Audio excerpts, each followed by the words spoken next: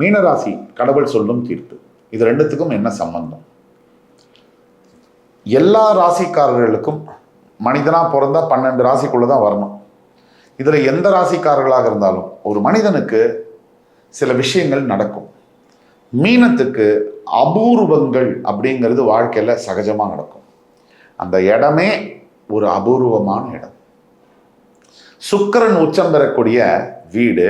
ஆனா அது யாரோட வீடு? குருவுடைய வீடு. தற்சமயம் 7.5 சனிக்குள்ள இருக்கக்கூடிய வீடு. கடவுள் சொல்லும் தீர்ப்பு. ஒட்டுமொத்த மீனராசி என்பவர்களுக்கும் உங்களுடைய கடந்த கால வாழ்க்கையில நிறைய சம்பவங்கள், இன்பங்கள், துன்பங்கள், கஷ்டங்கள், துரோகங்கள், வலி, ரணம், வேதனை, இதெல்லாம் சந்திச்சு வந்திருக்கீங்க, சந்திச்சுக்கிட்டும் இருக்கீங்க. இப்படிப்பட்ட கால சூழ்நிலையில பல மீனராசி என்பவர்களுக்கு வாழ்க்கையை பற்றின விரக்தி என்பது ஏற்பட்டிருக்கும்.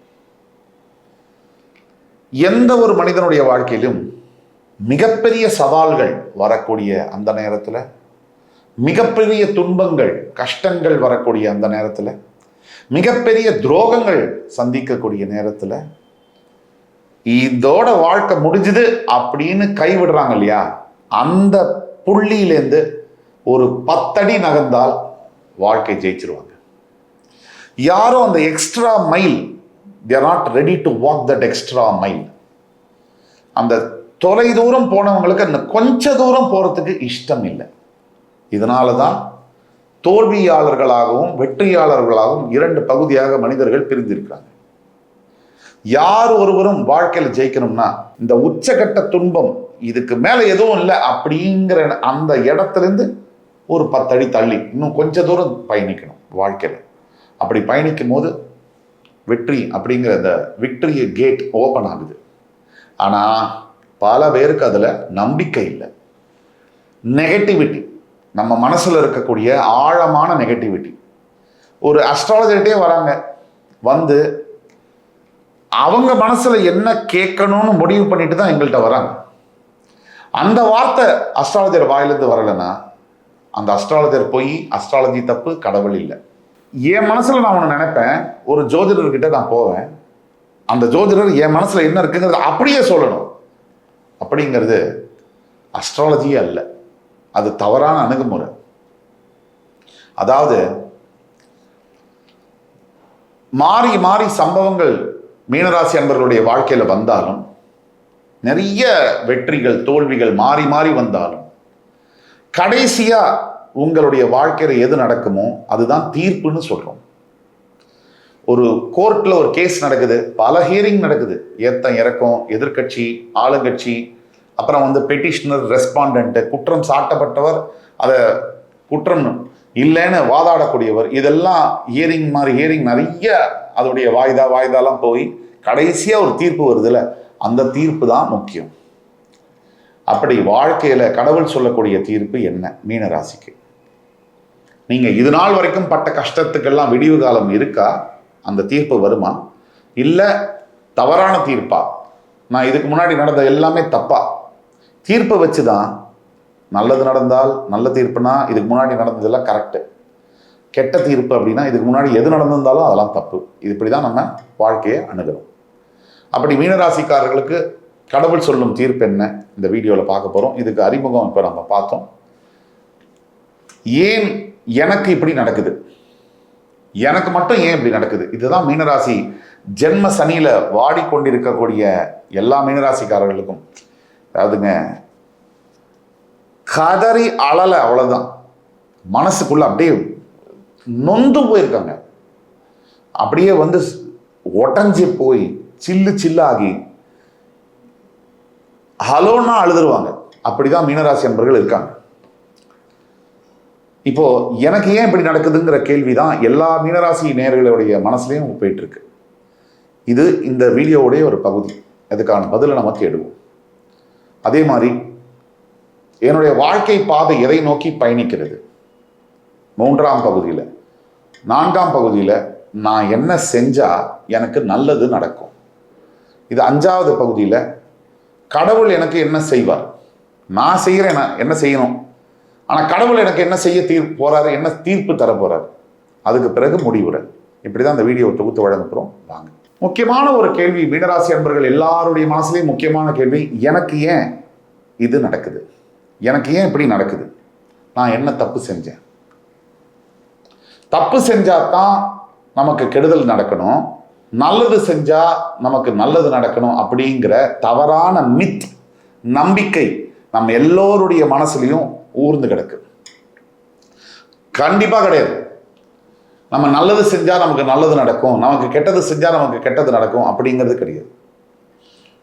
இப்போ நம்ம தட்டுக்கு ஒரு சாப்பாடு வருது, இந்த சாப்பாடு இன்னைக்கு நம்ம சாப்பிட்றோம்.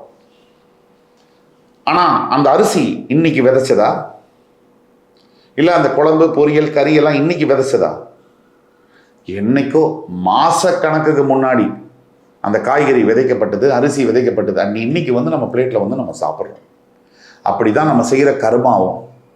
நேத்து நம்ம செஞ்ச கர்மா, நேத்துனா நேத்து கிடையாது, முந்தைய காலத்துல கடந்த காலத்துல நாம செஞ்ச கர்மா கூடிய பலனை இன்றைக்கு நம்ம அனுபவிக்கிறோம்.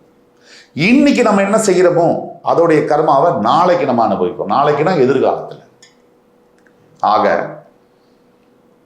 எனக்கு ஏன் இப்படி நடக்குது அப்படின்னா 3 பாயிண்ட்ல சொல்லலாம். ஒன்று, ஃபர்ஸ்ட் ரீசன் உங்களுடைய ஜென்ம சனி. எல்லா மனுஷங்களுக்கும் ஜென்ம சனியானவர் பாடம் சொல்லி கொடுக்கறதுக்காக 30 வருஷத்துக்கு ஒரு தடவை டீச்சர் மாதிரி வருவார், ஹெட்மாஸ்டர் மாதிரி வருவார். அதோடைய தாக்கம் நம்மை நாம் இழந்து விடுவோம். ஏழரை சனியுடைய தாக்கத்தினால நம்மையே நாம் இழந்து விடுவோம். நம்முடைய சுயத்தை இழக்கச் செய்வார் சனி பகவான்.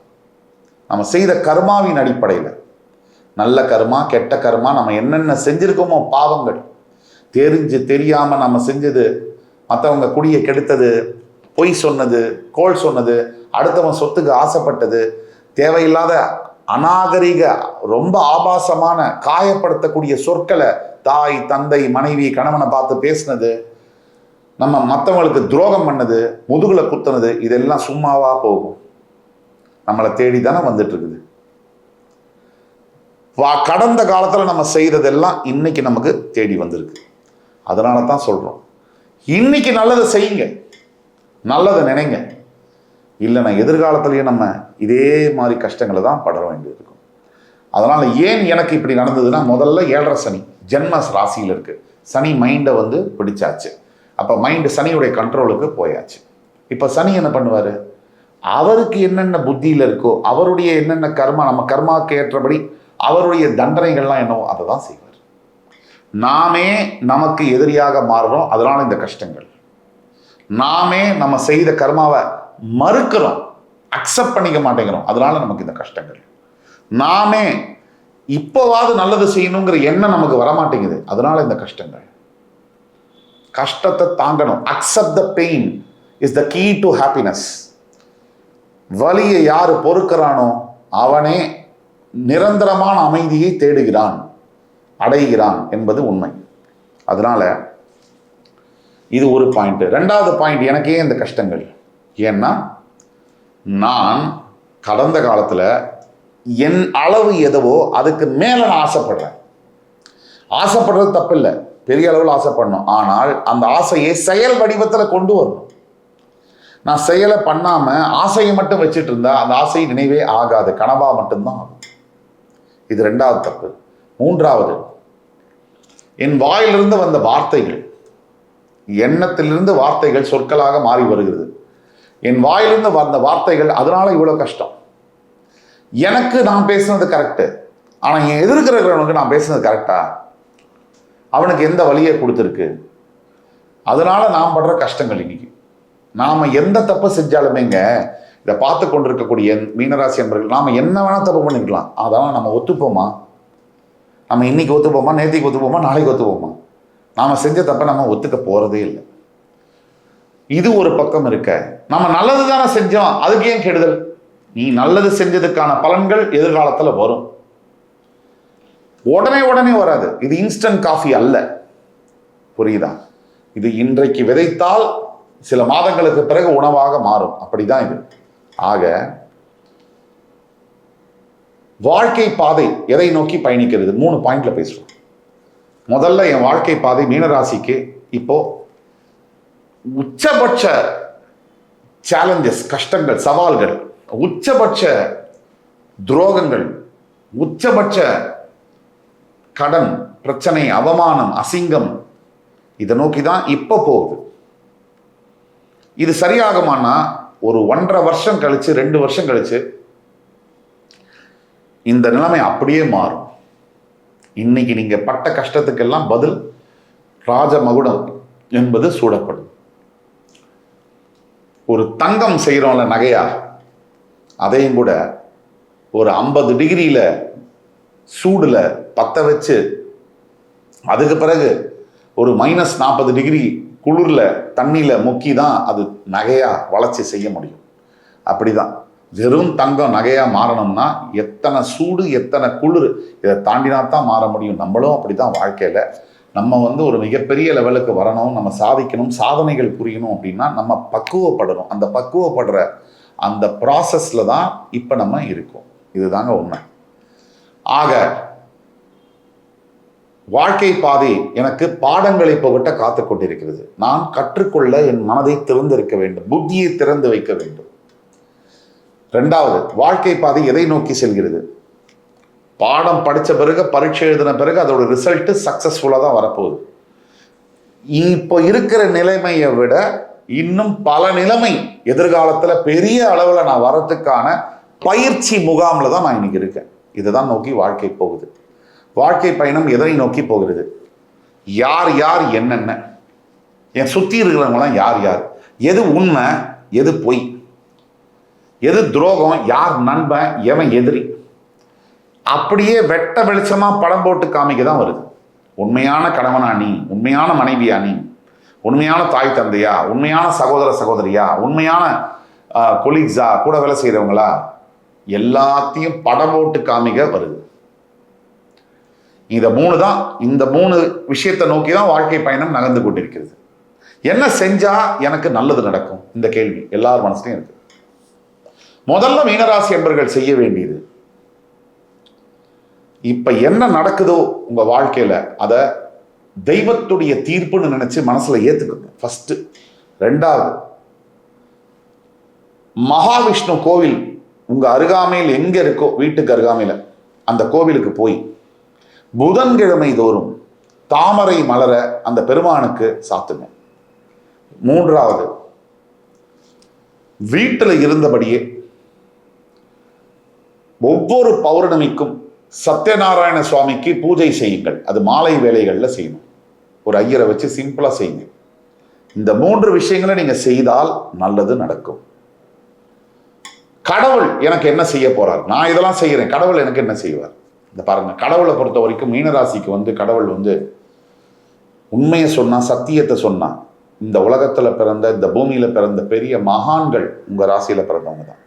மகா பெரியவராக இருக்கட்டும், பெரிய பெரிய பெரிய பெரிய ஞானிகள்லாம் உங்க ராசியில பிறந்திருக்காங்க. சந்நியாசத்தை உணர்த்தக்கூடிய, ஆன்மீகத்தை உணர்த்தக்கூடிய உங்களுடைய ராசி. நீங்க என்ன செய்யணும் அப்படின்னா, கடவுள் உங்களுக்கு என்ன செய்வார் அப்படின்னா, அவருடைய தீர்ப்பில் மாற்று கருத்தே இல்லை. இப்போ உங்களை பக்குவப்படுத்தி, உங்களை ஞானத்தை கொடுத்து, உங்களை வாழ்க்கையில நீங்க நினைக்கிற நிலையை விட இன்னும் பெரிய நிலைக்குள்ள உங்களை உட்கார வைப்பார்.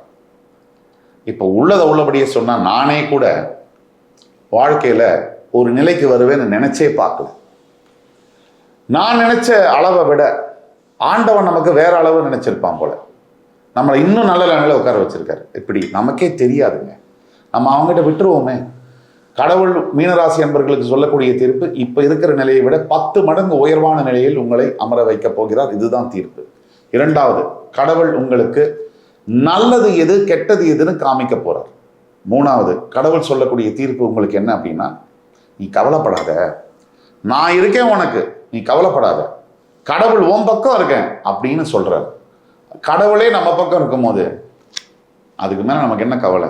எவ்வளவு பெரிய ராஜ்யமே நமக்கு அகெயின்ஸ்டா இருந்தாலும் கடவுள் நம்ம பக்கம் இருக்கும்போது எதையும் கவலைப்பட வேண்டியதில்லை. இப்போ முடிவுரையை நோக்கி நம்ம வரோம். இந்த வீடியோவில் நம்ம பேசினதெல்லாம் பொது பலன்கள். இப்ப நம்ம பேசின கருத்தும் உங்களுடைய சுய ஜாதகத்தில் இருக்கக்கூடிய லக்னம் தசாபுக்தி பொருந்துச்சுன்னா நம்ம சொன்னதை விட 200 மடங்கு அதிகமாக நடக்கும் நல்ல பலன்கள். உங்களுடைய தனிப்பட்ட ஜாதகத்துல என்ன கடவுள் சொல்லும் தீர்ப்பு என்ன அப்படிங்கிறது தெரிஞ்சுக்கணும்னா, கீழே கொடுக்குள்ள வாட்ஸ்அப் நம்பர்ல எங்களை தொடர்பு கொள்ளுங்க. ஆன்லைன்லேயோ நேரடியிலேயோ அப்பாயின்மெண்ட் வாங்கி உங்களுக்கான துல்லியமான பலன்களை சொல்ல முடியும். இந்த காணொலியானது என் அன்புமிக்க மீனராசி நேயர்களுக்கு மிகவும் பிடிச்சிருக்கும்னு நம்புறேன். அடுத்து வரும் காணொலியில் மறுபடியும் உங்கள் எல்லோரையும் சந்திக்கும் வரை உங்களிடமிருந்து விடைபெறுவது உங்கள் சுபாஷ் பாலகிருஷ்ணன். நன்றி, வணக்கம், வாழ்க வளமுடன்.